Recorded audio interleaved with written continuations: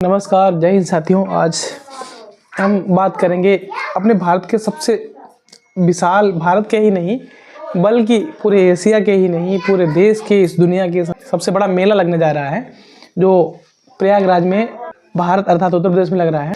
ये दुनिया का सबसे बड़ा मेला है और 144 वर्ष के बाद महाकुंभ लगता है और हर 12 वर्ष के बाद आता है। इसकी पीछे की कुछ खास वजह है। आखिरकार ये मेला इतना बड़ा क्यों है, इतना प्रसिद्ध क्यों है, लोग यहाँ पे इतना ज़्यादा क्यों आते हैं, इतनी ज़्यादा सरकार ने बजट क्यों इसके लिए आवंटित किया है।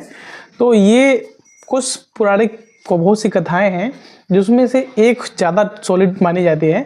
उस कथा के अगर माने तो उसके अकॉर्डिंग कहा गया है कि जब समुद्र मंथन हुआ था देवता और दैत्यों के द्वारा मिलकर के, तो उसमें एक अमृत का घड़ा निकला था, अमृत कलश, उसमें अमृत भरा था। तो ये देवता और दानवों के बीच युद्ध छिड़ गया आपस में छीनने के लिए। तो ऐसा हमारे पौराणिक ग्रंथों में मान्यता है कि ये छीना झपटी में भारत की इस भूमि पर 4 जगह फैल गया था, अलग अलग बूंदें गिरी थी। जो 4 स्थान हैं अभी जो यहाँ पे प्रयागराज, हरिद्वार, 1 नंबर पे प्रयागराज है, फिर हरिद्वार है, फिर उज्जैन और नासिक, 4 स्थानों पे हर 12 साल के बाद एक मेला लगता है। तो और जो यहाँ पे 144 साल की बात है, ये महाकुंभ लगता है 144 में। और गदगद होने वाली बात यह है कि इस पूरे संसार में 196 देश हैं, मान्यता में 195 देश हैं। तो लगभग 100 से अधिक ऐसे देश हैं जो गूगल का जो सर्च इंजन है उस पर उसका सहारा लेते हैं। गूगल 100 से अधिक देशों में काम करता है। तो उस 100 देशों में, 100 से अधिक देशों में हमारा एक भारत देश है।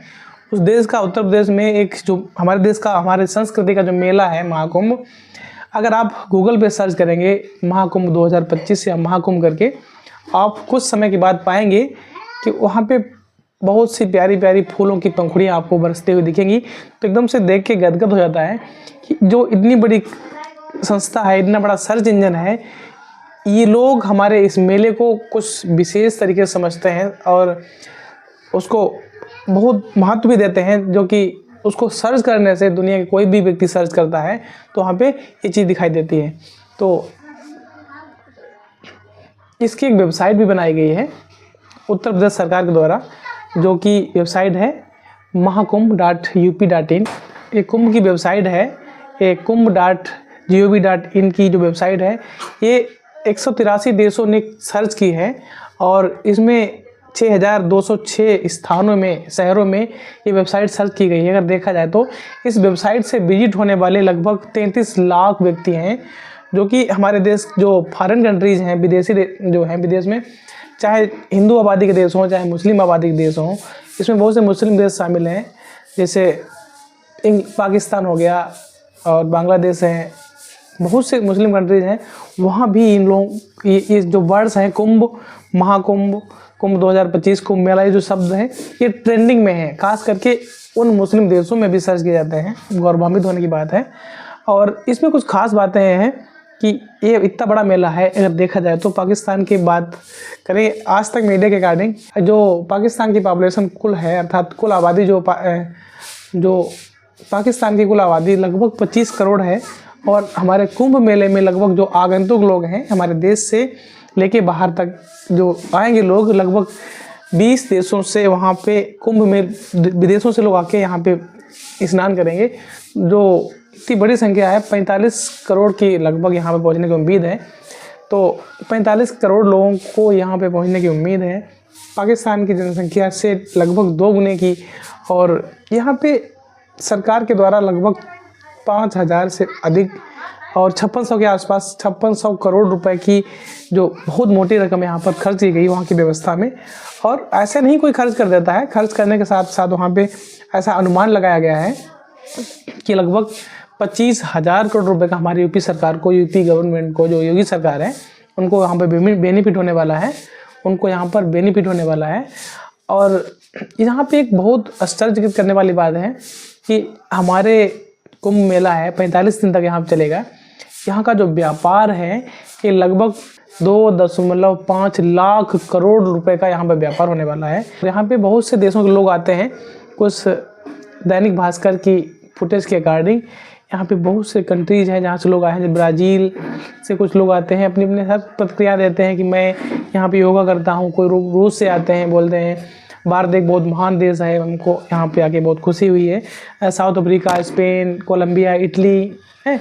और उससे भी बहुत ज़्यादा गौरवान्वित की बात है कि फॉरेन से कोई ऐसे लोग नहीं जो बहुत बड़े बिजनेसमैन हैं, जैसे कि एप्पल कंपनी का नाम सभी ने सुना होगा।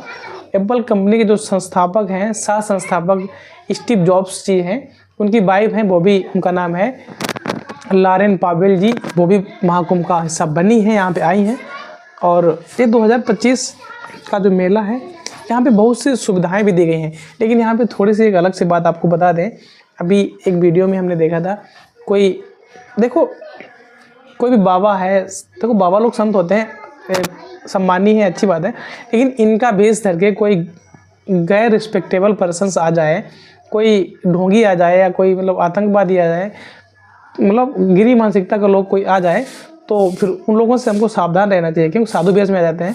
अभी एक मामला था, एक लड़की 12 वर्ष की थी, उसको 2 सप्ताह से एक साधु बाबा साथ में लिए घूम रहे थे। उसको अंदर से इतना आउटरेट कर दिया था, भयभीत कर दिया था कि वो कह रही थी कि नहीं, हमको इनके साथ ही रहना है और हम कहीं घर पे नहीं जाएंगे।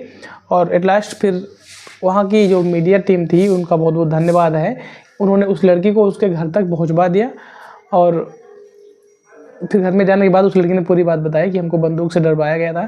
तो ऐसी ऐसी चीज़ें होती हैं। उसमें कुछ, इनमें संतों में अखाड़े करके अपना अपना एक यूनियन होता है, तो वो मतलब बोल देते हैं हम उस अखाड़े से हैं, तो कहीं ना कहीं उस अखाड़े के नाम से ऐसे ऐसे लोग जुड़ते हैं, तो उसकी भी रेपुटेशन ख़राब करते हैं।